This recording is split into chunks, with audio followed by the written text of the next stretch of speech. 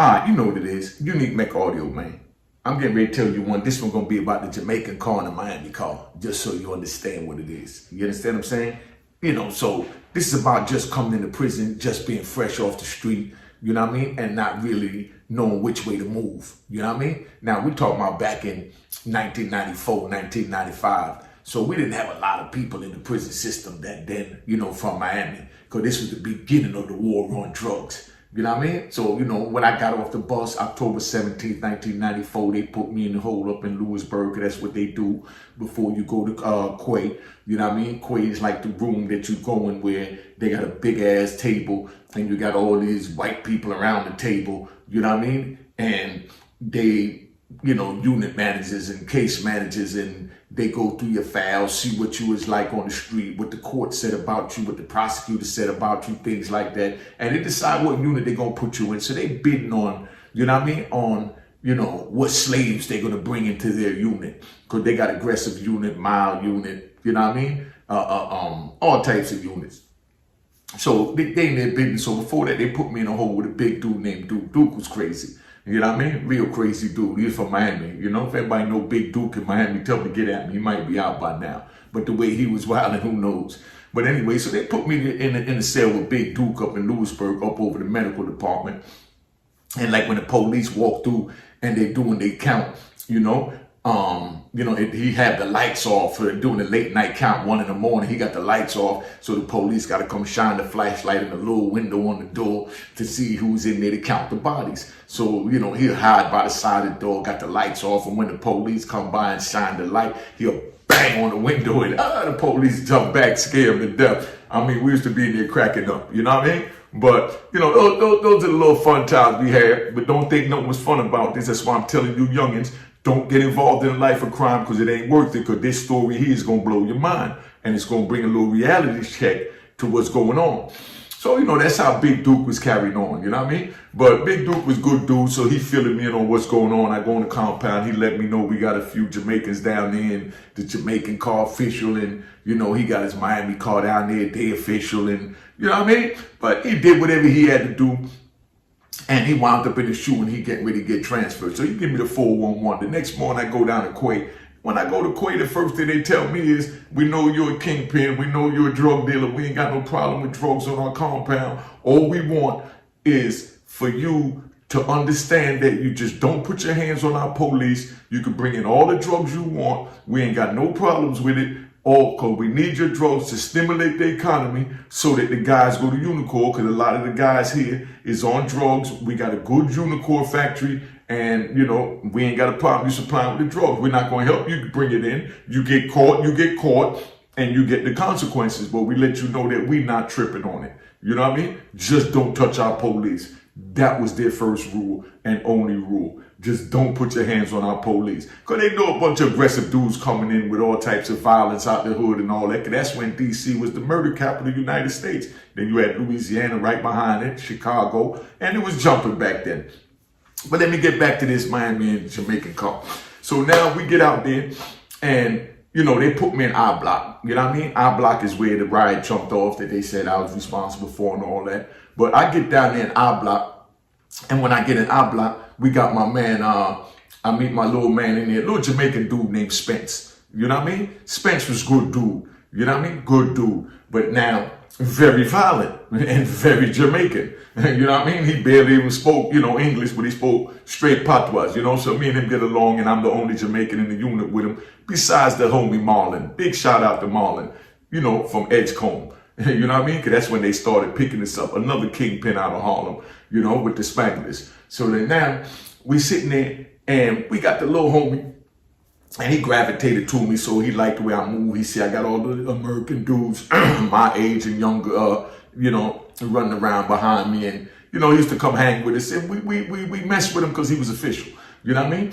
Now, that's Spence, good dude, real quiet. You know what I mean? And, like I said, he messed with us. But anyway, so then now we got this Miami dude. little young boy, good dude, you know. He was the victim, so I'm not going to say his name because I don't want to put him out there. You know what I mean? But those of y'all that was there know. If you don't know, you don't know. You don't need to know because, like I said, this is not to bash anybody. It's just to give y'all the reality of how vicious these prisons is. So we got this young Miami dude, and he hanging out with this older Baltimore dude that was down like 20 years. Good dude, do law, know how to work out, know how to do bid. He was short, buff, stocky, light skinned. You know what I mean? And, you know, he go out the yard, you know, with, you know, the Miami dude every day. So every day the Miami dude go to the yard, he gravitate to this Baltimore old head. Old head out there showing him how to work out. Old head tell him how to bid. Old head tell him straight up. He said, look, this is what we're going to do. You know, old head that first of all down in A block. So that's what the Miami dude didn't understand. Old head down in A block.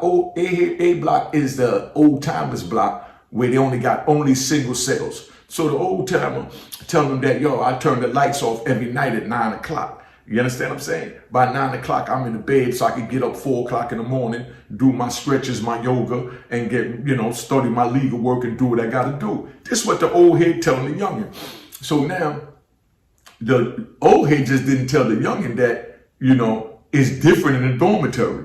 You know what I mean? But he's pumping all these rules in his head about how he's supposed to do time. The young dude from Miami, he picking up, he gravitating towards it and all that. He doing what he do. So that now he brings that down to our block where we at. Where I'm at, I got all the wildest young dudes. Got my man Mike Wagner from Ohio. I got my man Snagger, another Jamaican. You understand what I'm saying? I got Wolf, another Jamaican. You know what I mean? So we all down there wilding, man. We doing our thing. We had Nard down there, you know, from Miami. You understand what I'm saying?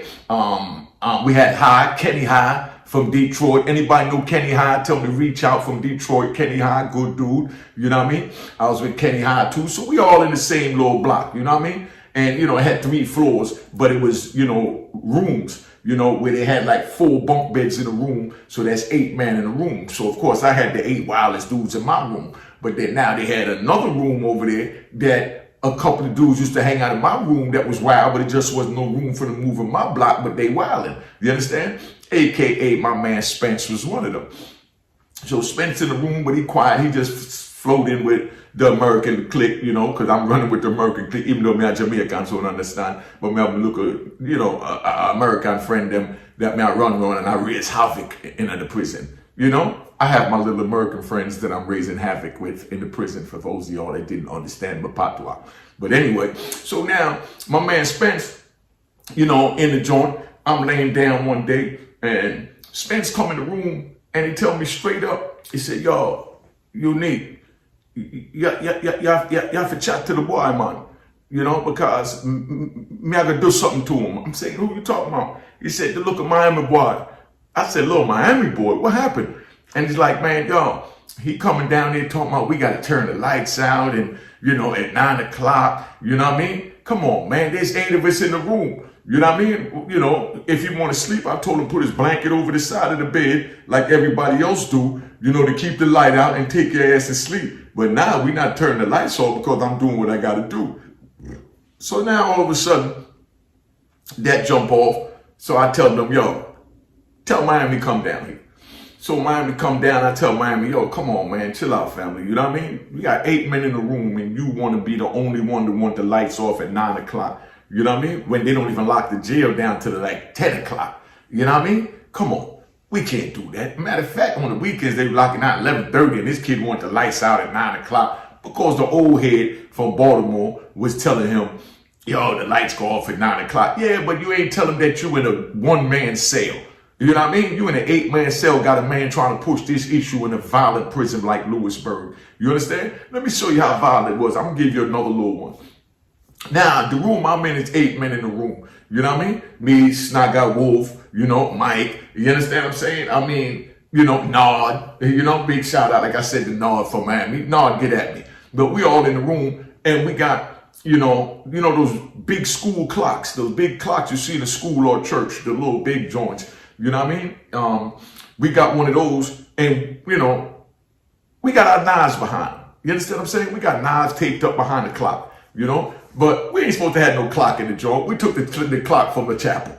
You understand what I'm saying? And brought it back there so we can have a clock in the room. We stay up late night till like 4 or 5 in the morning. We watching TV, you know what I mean? And we playing pool, you know what I mean? And we moving around. Because, you know, like I said, it's 8 men in the room. The doors didn't lock. Then we had a day room there, but they locked us in on that floor. And then the second floor had the same thing, pool table in the back, TV, and that stay up all night. Third floor had the same thing. I'm on the first floor. You know what I mean? Down there on where the police at. So, of course, they put us where the police could watch us because we the wilder young dudes. But we down there doing what we got to do. So we get away with the knives and the clock. We done took the clock out the chapel. And then out of nowhere, one day, they have a big lockdown because CMS, that's where, you know, they do the work for the prison, was missing a big 50-foot extension cord. So now they got to lock the joint down because they thinking that, you know, if somebody got that cord, they could throw it up over the wall because Lewisburg got a wall, could throw it up over the wall and climb up over the wall. So they got to find this because the extension cord is considered as a rope and escape paraphernalia. So they lock the joint down looking for the thing. You know what I mean? The extension cord. So when they lock it down looking for the extension cord, they don't find the extension cord, you know, right away. So they come in our room, and when they come in our room and they go to shake them, you know what I mean? They go in, they look, and they like, y'all ain't supposed to have no clock in here. You know what I mean? Because they know ain't nobody got no clock in their cell. You know what I mean? Even if it was a 4-man, 8-man room with 4 bunk beds, we don't give y'all no clock. So they go and take the clock down. When they take the clock down, all they hear was clink, clink, clink, clink. The police pulling the tape off of each knife as the knife is hitting the ground. Gang, gang, gang, gang.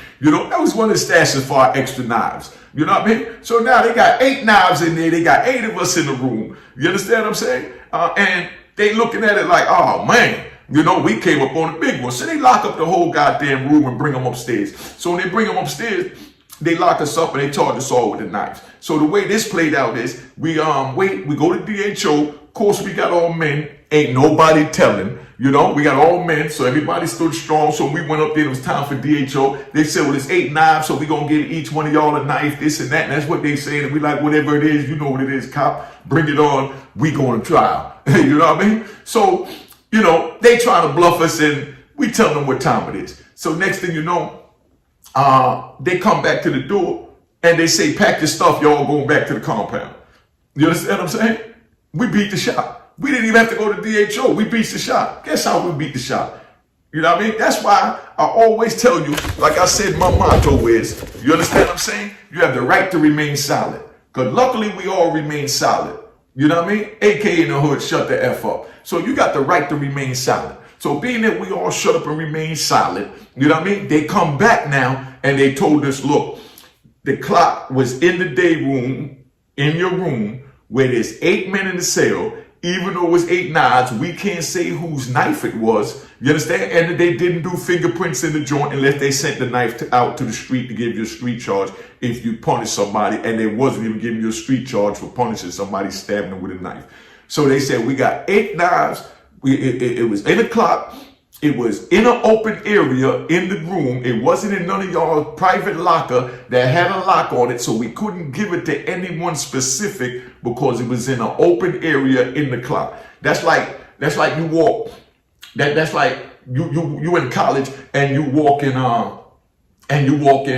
in the kitchen and you know they find a knife under the table. You understand what I'm saying? They can't charge you with it because they don't know if somebody put it there before who, because there's so much traffic going out. And it's what they call a common open area.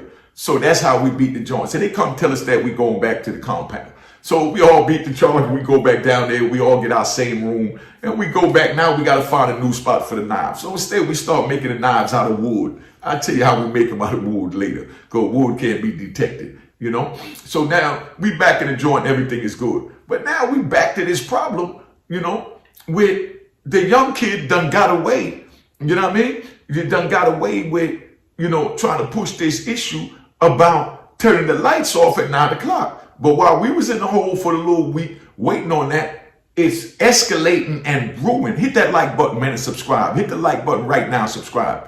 You know what I mean? And subscribe to Unique Mecca Audio TV. But while we in the hole, it's brewing with the young Miami dude and my man Spence. You understand what I'm saying? So it done brew and got to a point that we come out the joint and You know, that night we in there, we smoking a little weed, drinking a little White Lightning, drinking a little regular weed, and, you know, we partying, we playing pool in the back, we having fun, and, you know, we been, you know what I mean? None of this is to glorify, so stop it. I'm just telling you like it was at that time, it was fun. At 58, it wasn't no fun, so I'm telling you youngins, it wasn't worth it. Don't do it. I had fun selling drugs, all that, but sitting down for 26 years, it wasn't worth it. So they stopped the games because you got a lot of haters that try to tell, oh, you're glorifying. No, I'm not glorifying. I'm telling the facts what it was. At that moment, we thought it was fun because we didn't know what the hell fun was. So we in there smoking, drinking, doing what we got to do, you know? So that now, here come Spencer come in the room again. He said, yo, Unique, I've been having problems with this boy since you've been in the war. Am I get out the hand with this? The other man them in the cell, let him get away with turning off the light at 9 o'clock, you know? So I'm like, yo, come on, man. Y'all got to work that out, man. I'm high as hell. I ain't trying to hear that right now. Get on up out of here with that, Spence. You know what I mean? So Spence go back in the room, and then now the Miami dude come down there. You understand?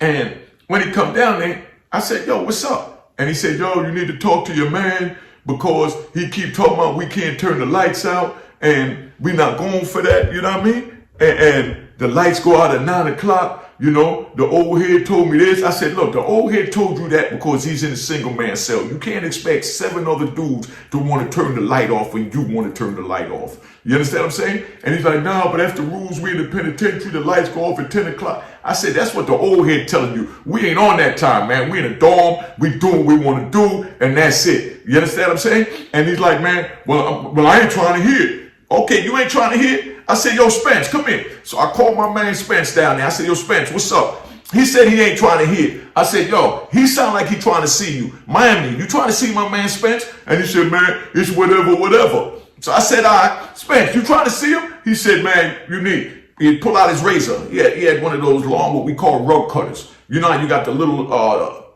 single edge, single edge joint, the razor that got, you know, that you can hold, you know, the joints we use in the prison that we said in Gillette. But they had a long one like this that they used to cut the rug and the unicorn that they were selling us. Well, Spence had one of them wrapped up on a piece of wood, because remember we was making the knives out of wood, wrapped up with a piece of wood where he had it wedged in between it like that, where now he got a handle on a razor blade this goddamn big. So Spence pull out the razor blade and he tell the Miami dude, look, me like y'all good people picnic, but y'all get bad advice from people that don't know Jamaican.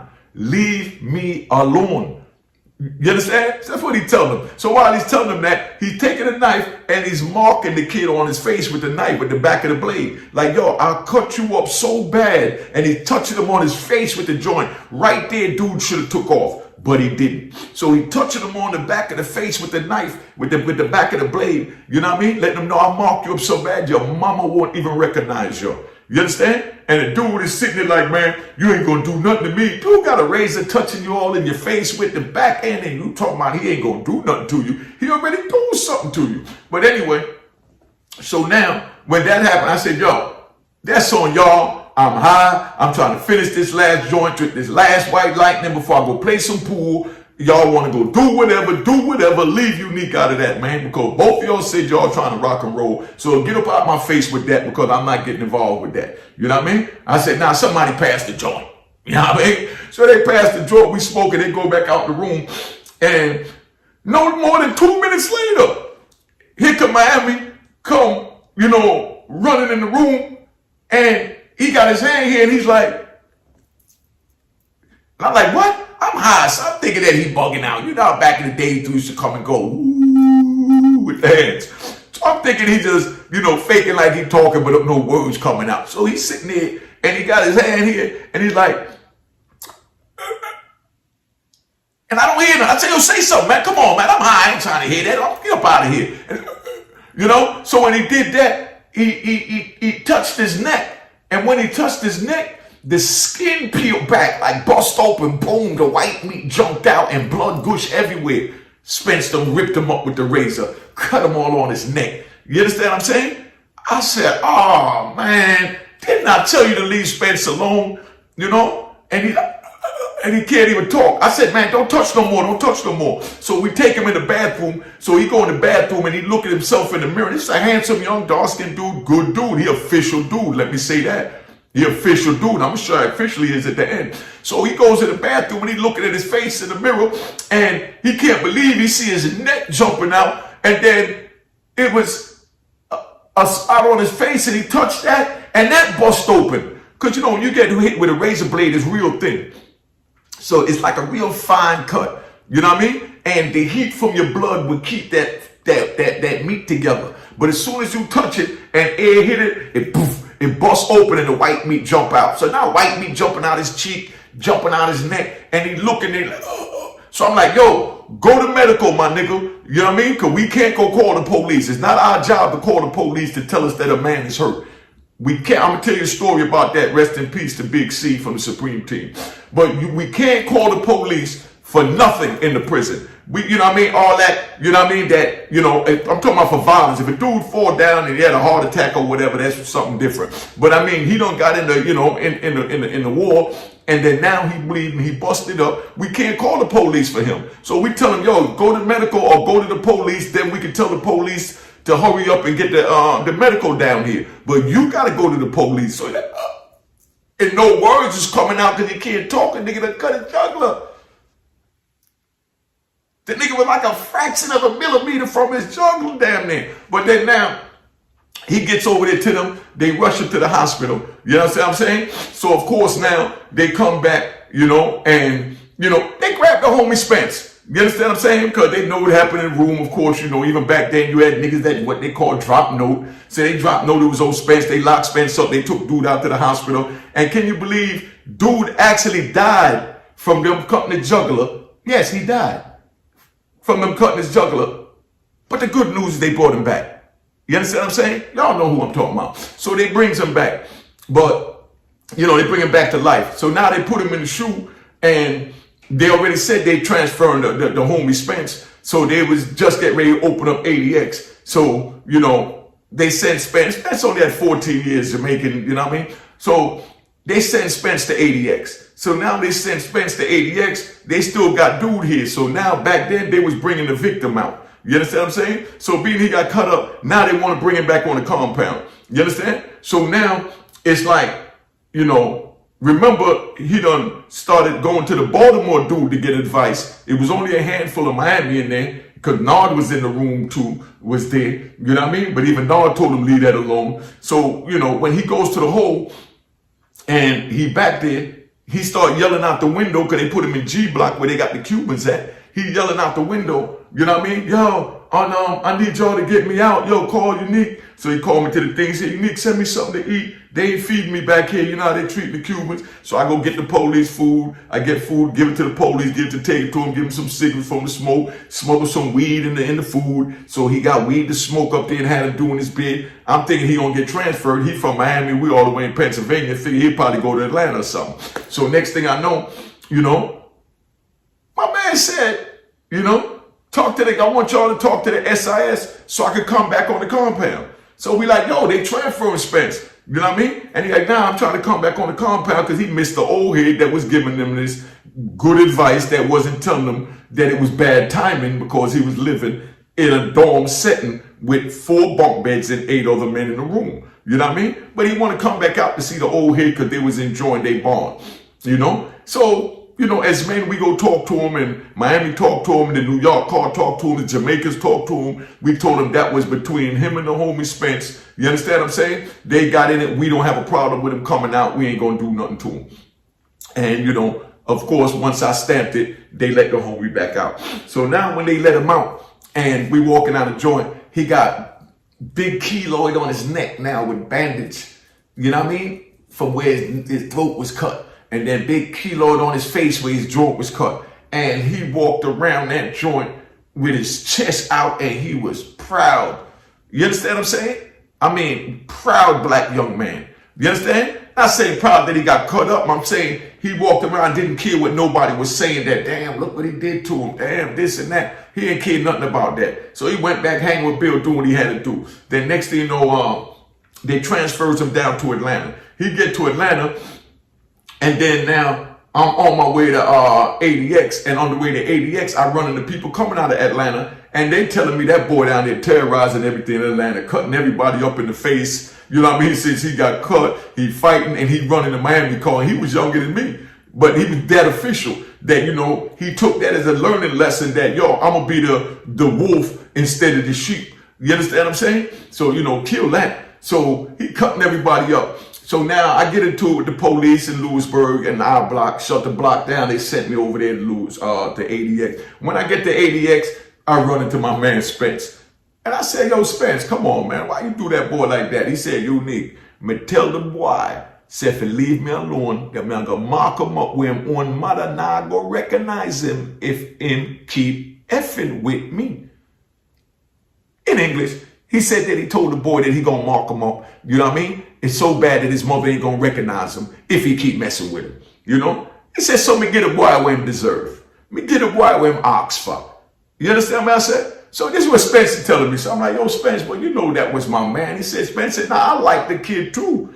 You know what I'm saying? I like the boy. I like to tell him a good people picnic. But him I get bad advice from the Yankee boy from Baltimore. You know what I mean? Talking about the old head. So I said, all right, man, whatever. You know, so, you know, we went on doing our thing. And as my bid went on, different places I went, I wound up running into different people that know, you know, to hold me from Miami. And they said he turned into nothing nice. He turned to a straight wolf. Between what the old head was giving him, between that life lesson about pushing the envelope when a dude told him, because Spence told him, I don't want to cut you up. You know what I mean? Just leave me alone. And he just didn't get it. That's why I'm telling you youngins now, don't go to prison. Ain't nothing nice, because I know you ain't trying to wind up in that situation, because what you think that you could talk your way out of, because a lot of y'all into the keyboards now, so you got comfortable thinking that you could do a lot of this. You understand what I'm saying? Niggas ain't going for that in the prison, my nigga. Niggas not going for that in the prison, my nigga. You know what I mean? So stay your ass out here. Stay on the keyboard. Do whatever you want to do, but just don't go breaking the law. And that's all I'm saying. If anybody want to holler at me, you can hit me on my DM at Instagram at Unique Mecca Audio. I do answer my questions over there. Yeah, and I'd rather answer the long ones there. You know what I mean? But definitely put the comments in the comment, because I respond to all my comments on YouTube. As you see, myself. I sit there myself in the bed when I get up in the morning, you know what I mean? Smoke me a black and mild, drink me a herbal tea, you know? And then I sit there and I respond to all your comments. I get in the live chats in the morning, all that. So you can reach me at Unique Mecca Audio over there at Instagram. But I'm tapping out. That's the one with the Jamaican and my man. So I don't want to make this too long. Y'all want it a little longer, so you got a little more. But that's how it is. So me and Spence wound up doing our time in ADX. You know what I mean? I never saw Spence again, because that's how the federal system worked. You know what I mean? Like when I was watching Roots, when I was a kid, there was one part that always took out when Kizzy learned how to read, and the master found out that his daughter taught Kizzy how to read. And even though Kunta was good old house nigga at the time, yeah, house nigga at the time, him and his wife, you know what I mean, was, you know, running the house. You know, the master had to transfer once she learned how to read, because didn't want her to teach all the slaves how to read, because that'll wake them up. That's like giving, you know, Eve the apple out the forbidden fruit, you know what I mean, which was the reading and the education back then. But I remember the part where after that happened, they grabbed little Kizzy and they threw up on the wagon, and the mother and Kunta with his half foot running down there screaming for Kizzy, and they taking her to transfer her to another plantation. You understand what I'm saying? Where they would never see each other again. And that's the same thing that happened in the federal system. I was with my man Spence in Lewisburg, ran into him to ADX after I got into it with the police in the riot in Lewisburg, and then after ADX, never seen him again my whole 20-something years. You know what I mean? A lot of people I ran into I never seen again, but I had the chance to cross paths with everybody. That's why my YouTube popping, because I done been with everybody in the prison and out while I was hustling and all that. But, you know, this long enough, man. Let me tap out. Make sure you cop the book of Row in Harlem. Like this video, subscribe, share, do all that crap, and know that we in the house. All right? Cheers, cheers, toast the crime, toast the crime, the crime, the crime, the crime. What?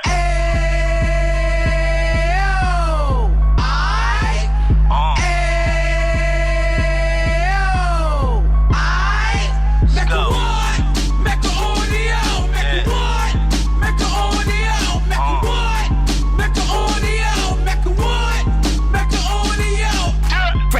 fresh out the can of 26. He back on the strip, getting back in the mix. What he mentions a gift. You stand up 10 toes down, and I suggest you pay attention to this. Take a little gully posse and put it in Harlem. He cut from the bottom, came up from the bottom. Drop the book, you should go and get it. The Instagram page and the YouTube, you could go and visit. Then you could consider yourself LinkedIn. Sit front row and get Jews from a kingpin. How he went through it, so you ain't gotta go do it. To not pay attention would be stupid. Talking about a man that probably put your grandfather on. Probably the reason that him and your grams got along. A man that generated millions on the block, did his time, never squilling to the cops, Mecca audio.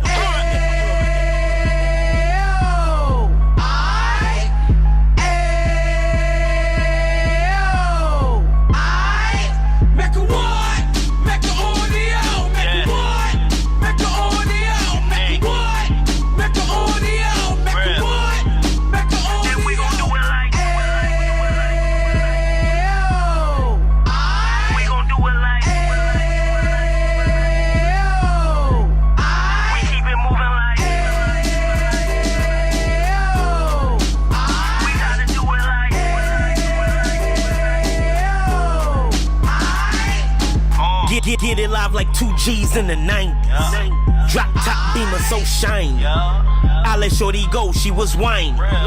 Treat her like my past, she behind me.